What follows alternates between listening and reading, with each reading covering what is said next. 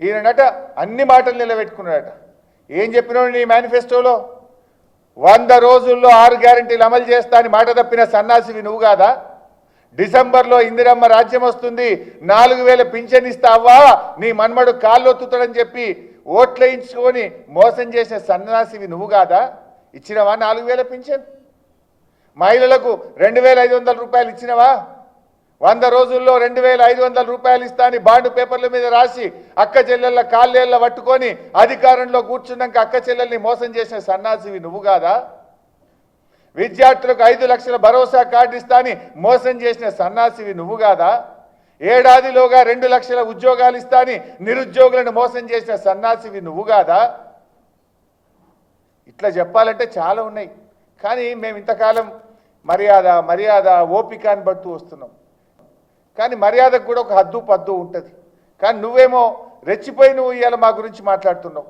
నాకేందో వివరాలు పంపిస్తా సన్నాసికి అని మాట్లాడినావు. ఇవో నీకు పంపిస్తా వివరాలు. సిద్దిపేట మండలం వెంకటాపూర్ గ్రామంలో రుణమాఫీ జరగని 82 మంది రైతుల వివరాలు నీకు పంపిస్తా సన్నాసి, చూసి చెయ్యి. నువ్వు నాకు పంపించుడు కాదు, నీకు పంపిస్తా. రెడీగా ఉన్నాయి, రైతు వారీగా ఒక్కొక్క రైతు పేరుతో సహా ఉన్నాయి.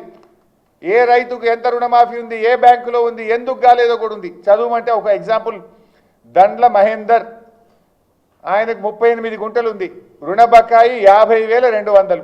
ఎందుకు కాలే? ఆధార్కు బ్యాంకులో పాస్బుక్లో వేరువేరుగా ఉంది.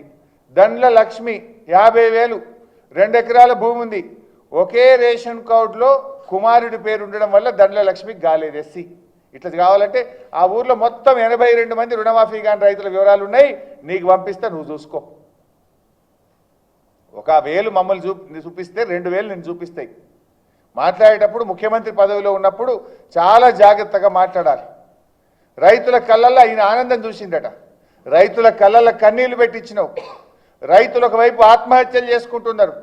సురేందర్ రెడ్డి అనే రైతు ఇవాళ దుబ్బాక మండలానికి సంబంధించిన రైతు ఆత్మహత్య చేసుకున్నాడు.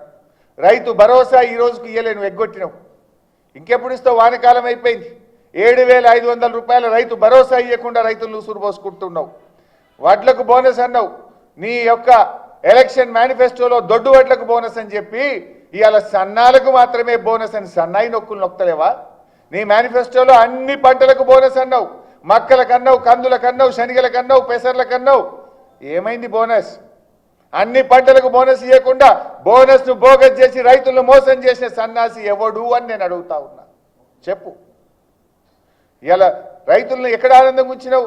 రుణమాఫీ సగం కాకపాయే, రైతు భరోసా ఇవాళటికి వానకాలంకి అందకపాయే, పంటలకు బోనస్ బోగస్ అయిపోయే. అన్నీ ఉత్తమ మాటలేని. ఇవాళ రుణమాఫీ మొన్న మీరు చూశారు, ఇప్పుడు నేను వీడియో కూడా చూపిస్తా. ముఖ్యమంత్రి ఇవాళ మాట్లాడుతూ అంటాడు, 2 లక్షల రుణమాఫీ తీసుకున్న వాళ్ళు, 2 లక్షల రుణం పైన ఉన్నటువంటి వాళ్ళు మీరు పైన ఉన్న డబ్బు కట్టండి, మరుక్షణం మీకు రుణమాఫీ చేస్తా అని ముఖ్యమంత్రి అంటున్నాడు. తుమ్మల నాగేశ్వరరావు గారు ఏమన్నారో ఒక్కసారి చూద్దాం.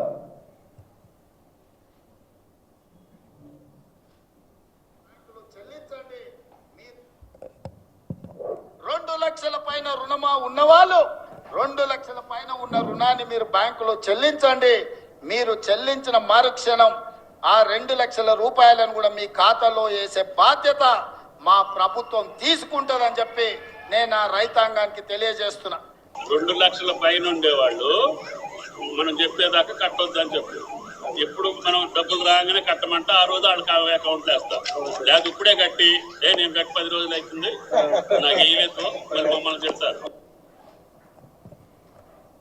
ముఖ్యమంత్రి ఏమో 2 లక్షల పైన రుణం ఉన్న వాళ్ళు వెంటనే కట్టండి, మీరు కట్టిన మరుక్షణమే మాఫీ చేస్తా అని ముఖ్యమంత్రి చెప్తాడు.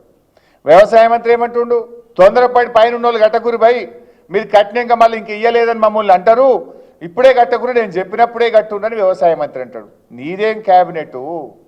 మంత్రికి నీకే శృతి లేదు. నీ మంత్రిదో మాట, నీదో మాట. నువ్వేమో కట్టుమంటావు, నీ మంత్రి ఏమో కట్టకమంటాడు.